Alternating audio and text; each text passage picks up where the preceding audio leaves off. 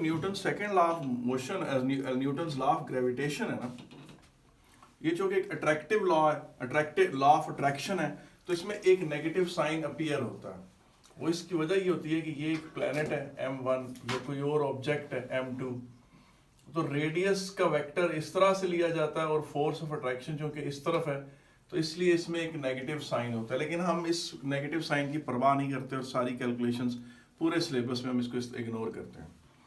अब देखें, फर्स्ट करें ये प्लेनेट अर्थ है, ये इसका मास है, ये कोई मीटियोर है जिसका मास 10⁻6 kg, इन दोनों के दरमियान डिस्टेंस 10 × 10⁻6 मीटर है।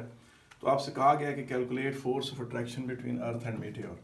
तो आपने फार्मूला लगाया gm1 m2 और r², उसका नेगेटिव साइन इग्नोर किया, तो ये फोर्स ऑफ अट्रैक्शन आ गई। अब आपसे पूछा जाता है कि अगर प्लैनेट मीटियोर को अर्थ अट्रैक्ट कर रही है तो मीटियोर क्या करेगा? According to the Newton second law of motion, वो अर्थ की तरफ एक्सेलरेट करेगा और उसकी ये एक्सेलरेशन होगी। ये मैंने किस तरह निकाली? Acceleration F/m। इस मास को ऊपर रखा है, मास ऑफ मीटियोर नीचे रखा है। अच्छा, आज एक मजे की बात आपको बताऊं, अर्थ के गिर्द जितने भी सैटेलाइट्स रोटेट कर रहे हैं, जितने भी मीटियोर प्लैनेट अर्थ की तरफ आ रहे हैं, कोई स्पेसशिप प्लैनेट अर्थ की तरफ आ रही है, कोई चीज़ भी जो प्लैनेट अर्थ की तरफ गिर रही है या रोटेट कर रही है, उन सब की एक्सेलरेशन, रोटेट करने वालों की सेंट्रीपिटल एक्सेलरेशन, गिरने वालों की नॉर्मल एक्सेलरेशन हमेशा 9.81 मीटर पर सेकंड स्क्वायर से कम रहेगी। अगर इससे उसकी एक्सेलरेशन ज़्यादा आती है तो फिर आप समझ जाएं कि आपने कुछ गलती की है। अच्छा, अब क्वेश्चन ये कि how much force is acting on earth. जितना फोर्स मीटियोर पे लगा है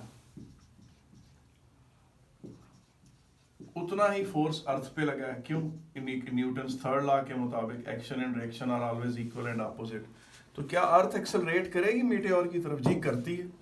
इसी फोर्स को मास ऑफ अर्थ से डिवाइड कर दें, मास ऑफ अर्थ बहुत बड़ा है, ये फोर्स है, तो ये बहुत छोटी एक्सेलरेशन आ जाती है। इसका मतलब है जब चीज़ें प्लैनेट अर्थ की तरफ गिर रही होती हैं तो प्लैनेट अर्थ भी उनकी तरफ गिर रही होती है, लेकिन वो बहुत पहले प्लैनेट अर्थ की तरफ गिर जाती हैं। अर्थ अभी उनकी तरफ 1-2 मिलीमीटर या 4 मिलीमीटर ही मूव किया होता है प्लैनेट अर्थ ने। ये ऐसी जैसे ड्राइंग रूम में एक बच्चा दाखिल हो और ये उसके मोटे से अंकल सोफे पे बैठे हुए हों और उनको कहे अंकल और वो उनकी तरफ भागे, अंकल भी उठने की कोशिश करें, तो बच्चा पहले पहुंच जाए अंकल की तरफ और अंकल अपने मोटेपन की वजह से भी हिले ही हों। तो इसी तरह से प्लैनेट अर्थ जो होती है वो हर फॉलिंग बॉडी की तरफ मूव करती है, लेकिन वो बॉडी प्लैनेट अर्थ की तरफ पहुंच जाती है और प्लैनेट अर्थ अभी उसकी तरफ 1-2 मिलीमीटर ही शायद मूव किया हुआ हो। तो क्या जब मीटियोर प्लैनेट अर्थ के करीब आ रहा था तो क्या उसका फोर्स ऑफ अट्रैक्शन चेंज हो रहा था? जी हो रहा है।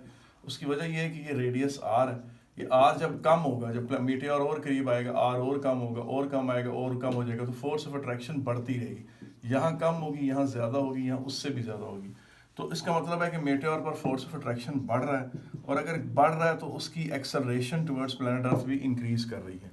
तो फिर बॉडीज़, जितनी भी बॉडीज़ हैं जो प्लैनेट अर्थ की तरफ गिरती हैं, जब वो गिर रही होती हैं तो उनका डिस्टेंस प्लैनेट अर्थ से कम हो रहा होता है।